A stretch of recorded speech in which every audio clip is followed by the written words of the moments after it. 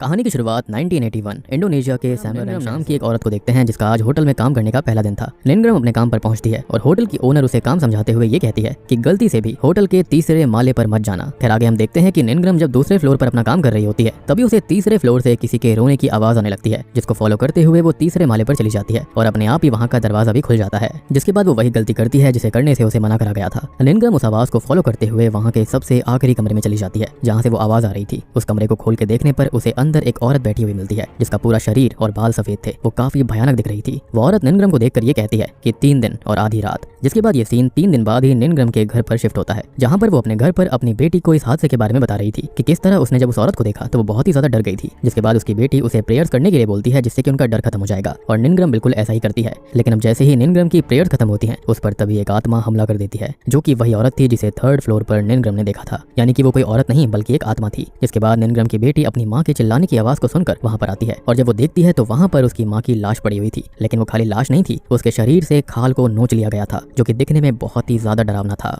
अब इस हादसे के 3 दिन बाद का सीन दिखाया जाता है जहां हम रायना और फे नाम की 2 बहनों को उसी होटल की तरफ जाते हुए देखते हैं जहां पर वो आत्मा भी रहती है। असल में ये होटल रायना और फे के डैड जानवर का ही था, लेकिन उन्होंने इसे अपनी बीवी के पेरेंट्स को संभालने के लिए दिया हुआ था, यानी कि अपने इन लॉज को। यानी कि जिस होटल की ओनर को हमने मूवी की शुरुआत में देखा था वो रायना और फे की नानी थी। अब आगे हमको पता चलता है कि जानवर की 2 महीने पहले ही मौत हो चुकी है, लेकिन मरने से पहले उसने अपने होटल की ओनरशिप अपनी बेटियों को दे दी है और उन्होंने अपनी बेटियों को उस होटल को संभालने के लिए कहा था। खैर रायना और फे खुद उस होटल के बारे में जानकर काफी हैरान थे, क्योंकि उनके पिता ने कभी भी उनसे उस होटल का जिक्र तक नहीं किया था। अब आगे दोनों होटल पहुंचते हैं जहां पर अपने नाना नानी से मिलकर दोनों बहुत ही खुश थे और वहां भी उनकी नानी दोनों से यही कहती है कि होटल के तीसरे माले पर बिल्कुल मत जाना, जो कि साबित करता है कि उन्हें होटल की हिस्ट्री के बारे में सब कुछ पता है, जो कि वो बताना नहीं चाहती हैं। अब रायना और फे इसी शहर में रहने वाली थी, इसलिए रायना अपनी बहन फे को वहीं के किसी स्कूल में एडमिशन के लिए लेकर जाती है, जहां पर उसकी मुलाकात अपने एक्स बॉयफ्रेंड आर्दो से होती है, जिससे कि उसने 6 महीने पहले ही ब्रेकअप कर लिया था। खैर आगे आर्दो से बातें करने पर रायना को निनग्रम की मौत के बारे में पता चलता है, जो कि उनके ही होटल की मेड थी, जो बात उनकी नानी ने उन्हें अब तक नहीं बताई थी। जिसके बाद रायना ये बात जाकर अपने नाना नानी से पूछती है कि उन्होंने ये सच क्यों छुपाया, जिस पर वो जवाब देते हैं कि यहाँ पर ये सब कुछ नॉर्मल है और बस हम तुम दोनों को डराना नहीं चाहते थे। तभी आर्दो भी उसी होटल में रहने के लिए कमरा ले लेता है, क्योंकि उसे रायना की सेफ्टी की चिंता थी, वो उससे अभी भी प्यार करता था। अब उसी रात होता यह है कि रायना को भी 3rd फ्लोर से किसी के रोने की आवाजें आने लगती हैं और जब वो उस फ्लोर के आखिरी कमरे में जाती है तो उसे भी वहाँ पर वही औरत दिखती है, जो कि फिर से वही बात बोलती है कि 3 दिन और आधी रात, जिसको देखकर रायना कमरे को बंद करके वहाँ से चली जाती है और इसी वक्त से रायना के ऊपर भी खतरा मंडराने लगता है, यानी कि हम जानते हैं कि उसके साथ क्या होने वाला था। अब रायना को अगले दिन अपनी कार की विंडो पर 1 लिखा हुआ दिखाई देता है, जिसका मतलब था कि आज उसका पहला दिन है और 3 दिन बाद और आधी रात को रायना के साथ भी शायद वही होगा जो कि निनग्रम यानी कि उस मेड के साथ हुआ था। रायना भी इस बात को समझ जाती है, क्योंकि धीरे धीरे उसके साथ भी डरावनी चीजें घट रही थी। दूसरी तरफ स्कूल में फे को भी वही आत्मा हॉन्ट करती है और आप लोग ये भी सोच रहे होंगे कि आखिरकार ये आत्मा फे को क्यों हॉन्ट कर रही थी। तो इसके बाद हमें ये पता चलता है कि फे रायना से भी एक कदम आगे थी और उस रात रायना के उस फ्लोर पर जाने से पहले ही फे उस फ्लोर पर जाकर उस कमरे में उस औरत को देखकर आ गई थी, यानी कि अब दोनों की ही जान पर खतरा था। अब ये बात दोनों अपने नाना नानी को बताते हैं, जिससे उनको पता चलता है कि 6 साल पहले जानवर ने ये होटल उनके नाना नानी को संभालने के लिए दिया था, जहाँ पर उस वक्त भी होटल के रेनोवेशन के समय पर ऐसी ही एक जन की मौत हो गई थी। जिसके बाद उन्होंने एक लोकल शेमन दनंग को बुलाया था, जिसने उनको बताया कि इस आत्मा को रोकना बहुत मुश्किल है और इससे बचने का एक ही तरीका है कि कोई भी तीसरे फ्लोर पर ना जाए, यानी कि कुछ ना कुछ पक्का तीसरे फ्लोर पर हुआ था या फिर इस होटल के अंदर हुआ था, जिससे कि ये आत्मा इतनी ज्यादा खतरनाक थी। फिर अब आगे रायना और आर्दो दनंग से मिलने जाते हैं, यानी कि उसी शेमन से, जो कि उनको कहता है कि उस औरत की आत्मा से बात करके हमें कुछ पता चल सकता है, लेकिन उसके लिए हमें पता करना होगा कि वो औरत है कौन। अब आगे शाम को रायना को अपने डैड के लॉयर का कॉल आता है, जिससे उसको पता चलता है कि इस होटल के पेपर जानवर के नाम पर नहीं है और होटल असल में किसी बस्कारा नाम के व्यक्ति पर है, जो कि जानवर का ही दूसरा नाम था। और ये सच जानकर रायना आर्दो के साथ उसी कमरे में सच पता लगाने के लिए चली जाती है, जहाँ पर खोज करने पर उन्हें एक टूटी हुई टाइल के नीचे कुछ लिखे हुए पेपर्स के टुकड़े मिलते हैं और उसी वक्त दूसरी तरफ फे पजेस हो जाती है, जो कि रायना के ऊपर हमला कर देती है, लेकिन किसी तरह से आर्दो सिचुएशन को संभाल लेता है। अब आगे उन्हें उनके नाना नानी से ऐसे ही कई पेपर्स के टुकड़े मिलते हैं, जो कि उन्हें तीसरे फ्लोर के अलग अलग कमरों के अंदर टूटी हुई टाइल्स के नीचे ही मिले थे,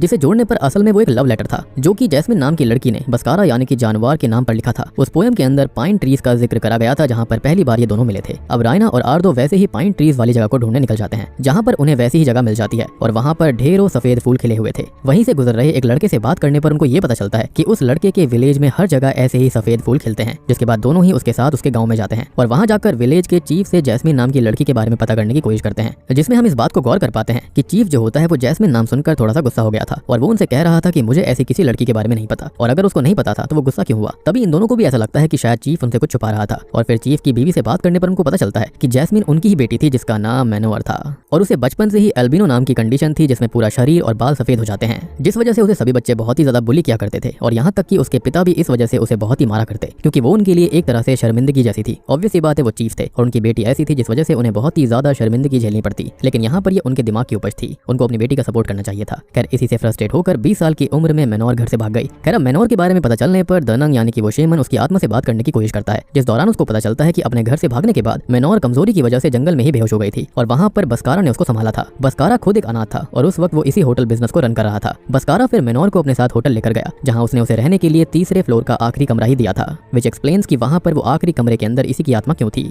अब आगे होता यह है कि धीरे धीरे दोनों एक दूसरे से प्यार करने लगते हैं और इसी बीच बस्कारा किसी काम की वजह से जकार्ता चला गया, जिसके बाद मैनोर ने उसकी याद में वो लव लेटर लिखा था, जिसे उसने बस्कारा के लिए एज अ सरप्राइज छोटे छोटे हिस्सों में फाड़कर हर रूम के टूटे हुए टाइल्स के नीचे छिपा दिया। अब आगे बहुत दिनों तक बस्कारा के वापस ना लौटने पर जब मैनोर उसे ढूंढते हुए जकार्ता गई, तब वहाँ उसने देखा कि बस्कारा ने एक औरत से शादी कर ली है और वो उसके साथ ही अपना परिवार बसाने वाला है। ये देखकर मैनोर को ऐसा लगा कि बस्कारा ने ये सब इसलिए किया क्योंकि मैनोर दूसरे लोगों से अलग दिखती थी और उसे कोई प्यार नहीं कर सकता। अब इसी दुख में मैनोर ने एक चाकू लेकर उसी कमरे में अपने शरीर की खाल निकालनी शुरू कर दी, जो कि उसने 3 दिनों तक किया था, जिसके बाद तीसरे दिन की आधी रात को मैनोर की दर्दनाक मौत हो गई। और तभी से इस होटल के अंदर उस रूम के अंदर मैनोर की आत्मा भटकने लगी। और यहाँ पर ये चीज भी एक्सप्लेन हो जाती है कि क्यों उसने स्टार्टिंग वाली लेडी की खाल उतार ली थी। अब दनंग ये सब देखने के बाद रायना से कहता है कि अब मैनोर की आत्मा को तभी शांत किया जा सकता है जब वो बस्कारा को माफ कर दे, लेकिन उसी वक्त मैनोर की आत्मा दनंग पर हमला कर देती है और उसके गले को काटते हुए उसके चेहरे को बीच से फाड़ डालती है, जो कि देखने में बहुत ही भयानक लगता है। हालांकि रायना और आर्दो किसी तरह वहां से बचकर भाग जाते हैं। आगे रायना अपने पिता के इस घिनौने सच को जानने के बाद उनसे बहुत गुस्सा हो जाती है क्योंकि उन्होंने मैनोर को धोखा दिया था। इसी दौरान रायना आर्दो को उनके ब्रेकअप का सच भी बताती है कि रायना को उस वक्त पर यूट्रस कैंसर था, जिसकी सर्जरी के बाद कैंसर को तो ठीक कर दिया गया, लेकिन इस वजह से रायना फिर कभी मां नहीं बन सकती थी और वो ये बात समझ गई थी कि वो आर्दो को परिवार नहीं दे सकती और इसलिए उसने उससे ब्रेकअप कर लिया था।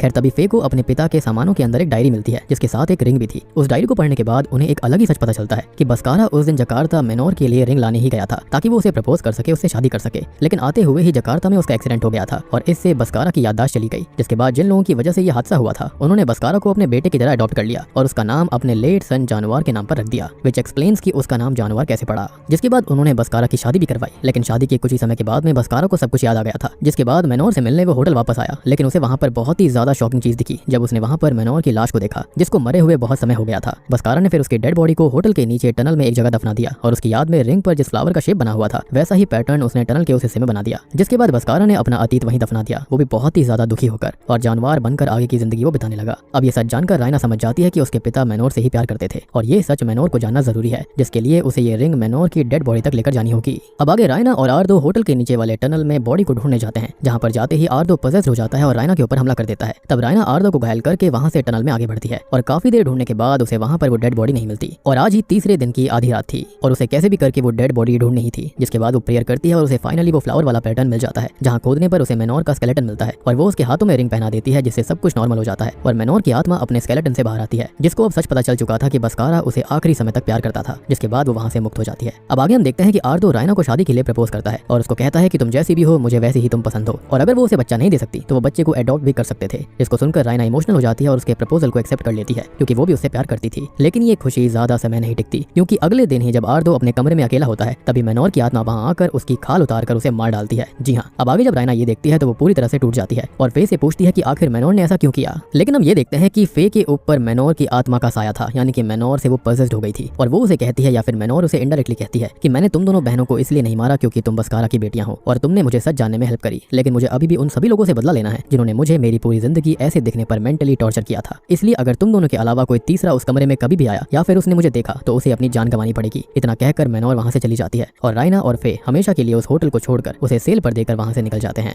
यानी कि यहाँ पर खाली बस्कारा की बेटियों को स्पेशल चीज मिली थी, स्पेशल ग्रांट मिला था कि वही उस होटल के अंदर उस रूम के अंदर इजीली आ जा सकते थे, वो भी बिना किसी दिक्कत के। लेकिन ऑब्वियस सी बात है कि मैनोर की आत्मा के लिए आर्दो थर्ड पर्सन था और उसने उसे कोई भी स्पेशल चीज नहीं दी थी, जिसके चलते उसने उसे खत्म कर दिया। यानी कि उसका बदला अभी भी शांत नहीं हुआ था। वो यही सोच रही थी कि उसका जो रूप रंग था जिसके चलते ये सब हुआ और सबने उसका मजाक उड़ाया तो अब वो सबसे बदला लेगी। यानी कि एक चीज उसके मन में क्लियर हो गई थी, लेकिन अभी भी बाकी चीजें यानी कि हेट्रेड उसके मन में थी। खैर अब इसके बाद हम मूवी के एंडिंग सीन में 2 पुलिस ऑफिसर्स को देख पाते हैं जो कि इन्वेस्टिगेशन करते हुए होटल के उसी कमरे में पहुंचते हैं जहां पर उन्हें मैनोर की आत्मा दिखाई देती है। लेकिन वो नहीं जानते थे कि ये आत्मा है और वो उनसे वही बात कहती है 3 दिन और आधी रात, जिसके बाद प्रोबेबली इनकी भी मौत होने वाली है। और वो इसी के साथ में हॉन्टेड होटल मूवी यहीं पर खत्म हो